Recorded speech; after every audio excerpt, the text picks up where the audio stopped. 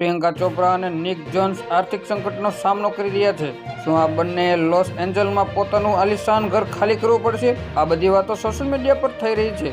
બોલિવૂડથી Hollywood સુધી સફર કરનાર પ્રિયંકા ચોપરા નિક જોન્સ સાથે લગ્ન કર્યા બાદ અમેરિકા શિફ્ટ થઈ ગઈ હતી. તેનું લોસ એન્જલ્સમાં આલિશાન ઘર છે, જ્યાં દંપતી તેની પુત્રી અને પુત્ર સાથે રહે છે. પરંતુ સોશિયલ મીડિયા પ્લેટફોર્મ પર રેડિટ પર નવી વસ્તુએ હલચલ મચાવી દીધી છે, જ્યાં એવું કહેવામાં આવી રહ્યું છે કે પ્રિયંકા આર્થિક સંકટોનો સામનો કરી રહી છે અને તેણે ઘર ખાલી કરવું પડશે. આ દરમિયાન એક રિપોર્ટ પણ સામે આવ્યો હતો, જેમાં જાણવામાં આવ્યું હતું કે કેવી રીતે પ્રિયંકાએ ઘર ખાલી કરવાનો નિર્ણય લીધો હતો અને કાયદેકીય કાર્યવાહી પણ કરી હતી. સૌપ્રથમ વાત કરીએ સોશિયલ મીડિયા પર ચાલી રહેલી બાબતો વિશે. પ્રિયંકા ચોપરા અને તેના પરિવાર વિશે નેટિઝન્સે કેટલાક દાવા કર્યા હતા, જ્યાં યુઝરે લખ્યું હતું કે પ્રિયંકા અને નિકની આર્થિક સ્થિતિ સારી નથી ચાલી રહી અને તેના કારણે તેઓએ LAમાં $20 મિલિયન લગભગ 149 કરોડનું ઘર ખાલી કરવું પડશે. હવે પ્રિયંકાના ફેન્સને આ વાતની જાણ થતાં હોબાળો મચી ગયો હતો. રેડિટ પોસ્ટમાં એવો પણ દાવો કરવામાં આવ્યો છે કે પ્રિયંકા અને નિક આર્થિક સંકટોનો સામનો કરી રહ્યા છે.